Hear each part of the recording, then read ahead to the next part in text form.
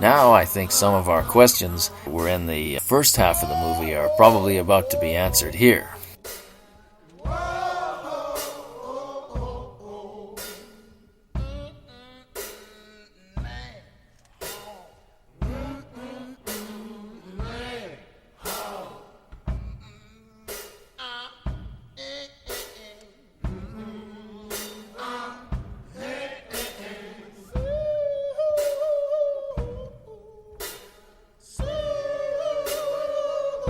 We also see why Isabel probably thought she had no choice but to run away, as she knew that her accusations against Black Carl Jenkins, or Reverend Black Carl, wouldn't be believed. Clearly in this world, some of our illusions are nearly impossible to remove, when we often choose to believe something even when the truth may be staring us right in the face.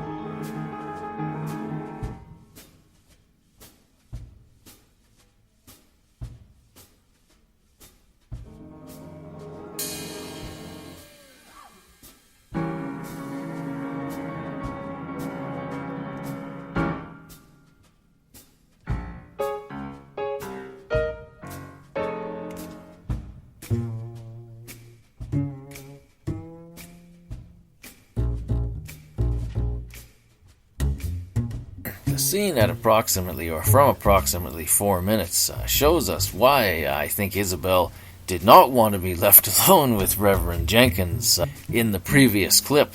And I think even though it's not shown in the film, in the part where she says where they walked around in circles for probably an hour or something, the storm, probably was intentional, and I think it's very possible that Black Carl had them wander around in a circle for an hour in the storm to make sure she got completely wet. It also could have been part of Black Carl's deal with Yellow Curly, that in order to send Isabel to him in Atlanta, that he would try her out first. This is usually a common practice among most pimps and predators. Here, this film points out another well-known truth that maybe some of us often need to be reminded of, that skilled abusers become very adept at making sure they keep their abuse of their victims in the shadows and keep everything hidden and make sure that their stories won't be believed, and use fear and coercion to preserve the power over them. These kinds of tricks are all said, well explained in Paul's letters in the New Testament to be the methods of Satan, not the methods of true ministers of the gospel.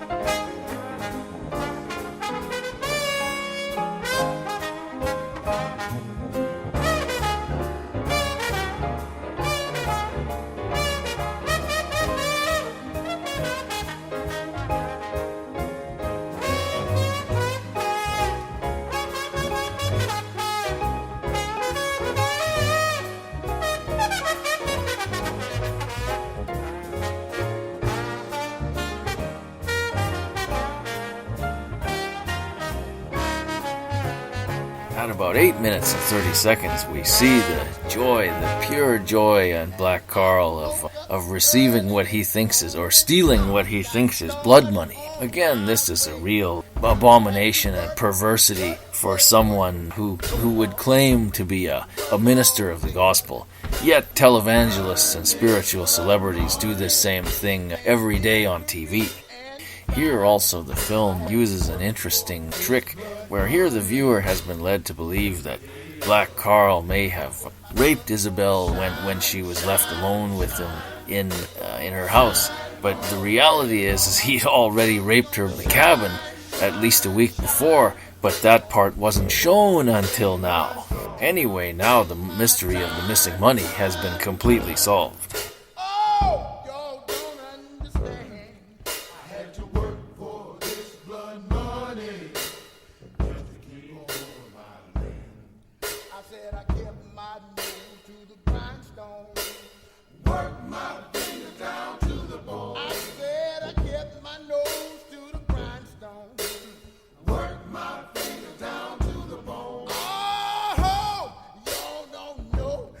The The Bible explains throughout the New Testament that the ministers are not to use any coercive methods and any force to force people to believe or an attempt to aggressively persuade them to, but are instead only to offer them wise counsel in the hopes that that God will work in their hearts and they will accept it and come to believe.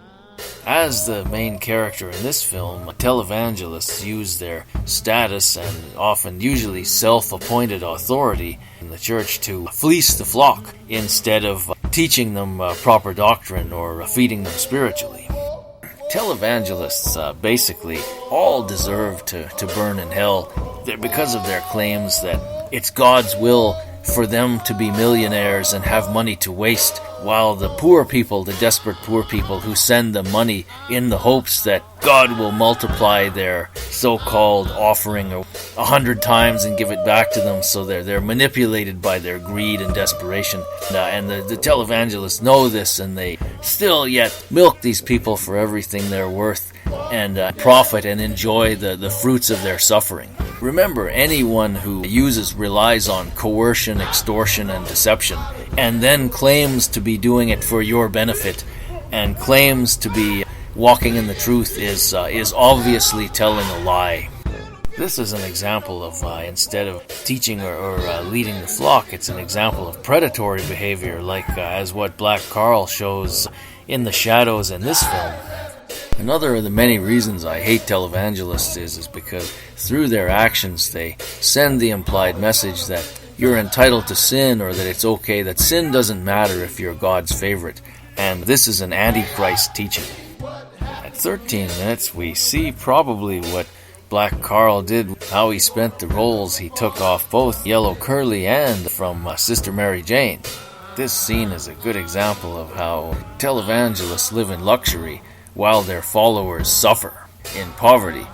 I even remember hearing some first-hand testimony by a local pastor who told me he had attended a very large regional denominational conference in which the leaders told him to deliberately keep his congregation poor and beat down and discouraged, to keep control over them.